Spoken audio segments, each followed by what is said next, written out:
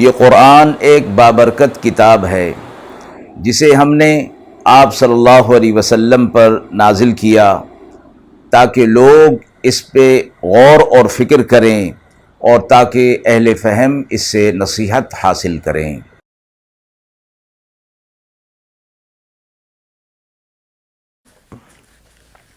بسم اللہ الرحمن الرحیم۔ السلام علیکم ورحمۃ اللہ وبرکاتہ۔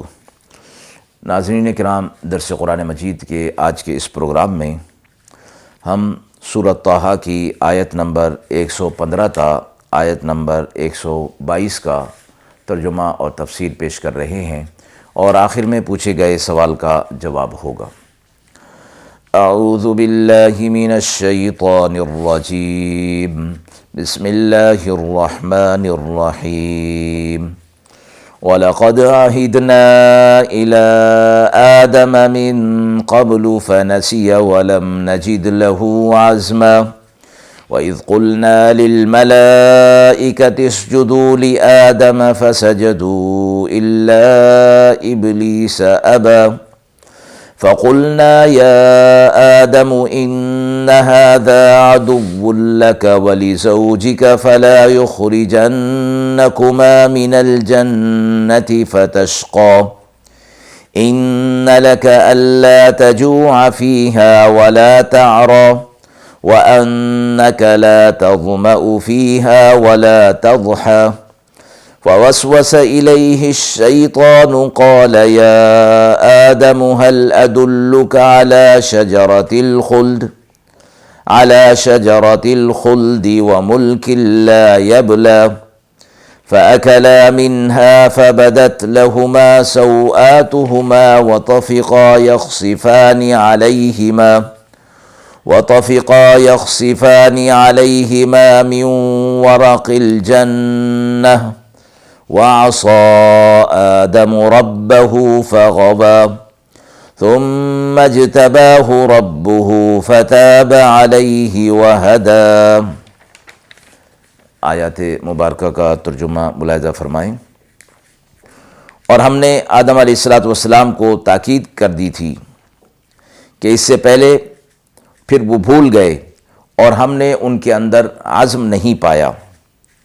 اور جب کہا ہم نے فرشتوں کو کہ سجدہ کرو آدم علیہ السلام کو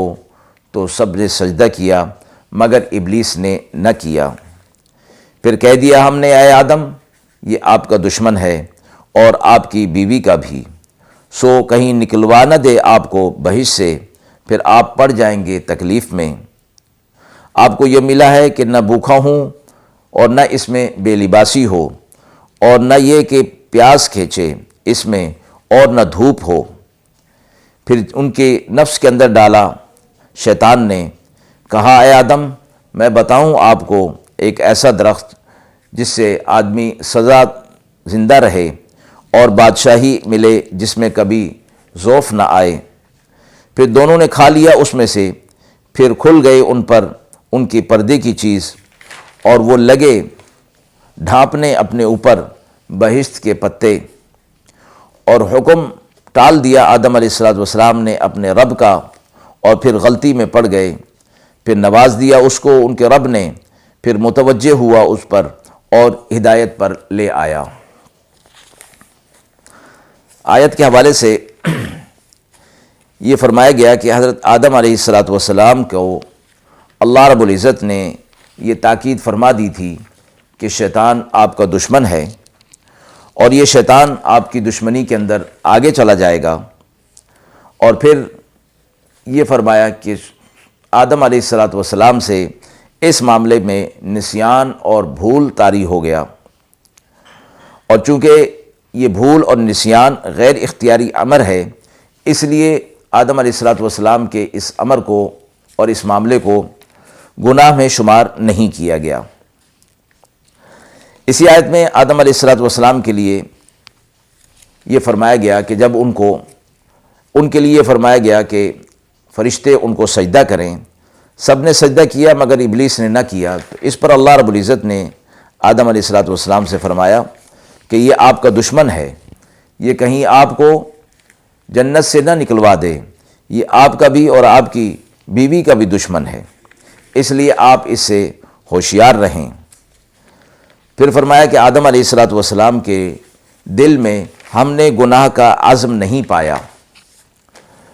اور عزم سے مراد کسی کام پر پختہ ارادہ کر لینا اور مضبوطی سے قائم رہنے کا ہے۔ آدم علیہ السلام کو اللہ رب العزت کی طرف سے جو حکم ملا تھا اس کی تعمیل کا مکمل فیصلہ اور قصد کیے ہوئے تھے، اور دل کے اندر اللہ رب العزت کے احکامات کو توڑنے کا کوئی ارادہ نہیں تھا، مگر شیطانی وساوس سے اس قصد کے اندر مضبوطی نہیں رہی اور بھول نے انہیں اس پر قائم نہیں رہنے دیا۔ اس مقام پر آدم علیہ السلام کے ساتھ ساتھ حوا علیہ السلام کو بھی خطاب فرمایا گیا، اور یہ بتایا گیا کہ شیطان آپ کا بھی دشمن ہے اور آپ کی بیوی کا بھی دشمن ہے، لہٰذا آپ دونوں اس طور پر اس کے ساتھ دشمنی والا معاملہ یہ کرے گا، اس سے ہوشیار رہنے کی ضرورت ہے۔ جنت کے حوالے سے فرمایا گیا کہ ضروریات زندگی بغیر مشقت کے وہاں مہیا ہوں گی، نہ جنت میں بھوک لگنے کا یہ شبہ کیا جائے کہ جب تک بھوک نہ لگے اس وقت تک کھانے کا ذائقہ اور لذت نہیں آ سکتی۔ اسی طرح پیاس کی بات ہے تو بے لباسی بھی وہاں نہیں ہوگی۔ فرمایا گیا کہ جو چیز جس وقت ان کو ضرورت ہوگی اسی وقت وہ مہیا کر دی جائے گی۔ اسی میں یہ فرمایا گیا آدم علیہ السلام کے لیے کہ اللہ رب العزت نے جب ان کے لیے یہ فرما دیا کہ ان کے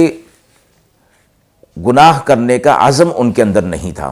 لہٰذا آدم علیہ السلام کے لیے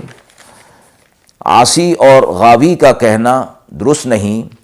قرآن کریم نے جہاں کہیں کسی نبی اور رسول کے بارے میں ایسے الفاظ کا ذکر فرمایا ہے وہ نبوت سے پہلے کے ہیں، اس لیے قرآن مجید اور روایات احادیث میں ان کا تذکرہ درست ہے، لیکن اپنی طرف سے ان کی شان میں ایسے الفاظ استعمال کرنے کی ہرگز اجازت نہیں جو ان کی شایان شان نہ ہو۔ اور قرآن مجید کی انہی آیات کے اندر بھی اللہ رب العزت کی طرف سے یہ فرما دیا گیا کہ جب ان سے یہ معاملہ ہو گیا تو شیطان نے کہا کہ انہیں اس طرح کی بھول کے اندر ڈال دیا کہ اس درخت سے کھانے میں وہ ہمیشہ زندہ رہیں گے اور انہیں جنت سے نکلنے کی نوبت نہیں آئے گی۔ جب انہوں نے شیطان کی بات مان لی تو ان کے پردے کا جسم کھل گیا تو وہ پتوں سے اپنے جسم کو ڈھانپنے لگے۔ آدم علیہ السلام کے لیے فرمایا گیا کہ اپنے رب کے حکم سے انہیں بھول ہو گئی، اور گناہ دراصل کہا ہی اس کو جاتا ہے کہ جس میں گناہ کرنے کا ارادہ ہو، دل کا ارادہ ہو، قصد ہو، اور اللہ رب العزت دلوں کے حال جاننے والے ہیں۔ اللہ نے خود فرما دیا کہ وَلَمْ نَجِدْ لَهُ عَزْمًا، ہم نے آدم علیہ السلام کے دل میں گناہ کا عزم اور ارادہ نہیں پایا۔ پھر اگلی آیت میں فرما دیا کہ اللہ رب العزت نے انہیں نواز دیا اور ان کو کلمات سکھائے جس سے ان کی توبہ کو قبول کر لیا اور ان کو صحیح راہ پر لے آئے۔ آیت کے حوالے سے سوال پوچھا گیا ہے کہ مرد پر عورت کا نفقہ کتنا واجب ہے؟ آیات مبارکہ کے اندر جو حضرت حوا علیہ السلام کا تذکرہ بھی ساتھ فرما دیا تو اس حوالے سے یہ فرمایا گیا کہ عورت کا نفقہ جو مرد کے ذمے واجب ہے وہ صرف 4 چیزیں ہیں: کھانا پینا اور لباس اور رہائش۔ اس سے زائد جو کچھ شوہر اپنی بیوی کے لیے کرتا ہے یا اس پر خرچ کرتا ہے وہ احسان کے طور پر ہے، واجب اور لازمی نہیں۔ اسی سے یہ بھی معلوم ہوا کہ بیوی کے علاوہ بھی جس کسی کا نفقہ شریعت کی طرف سے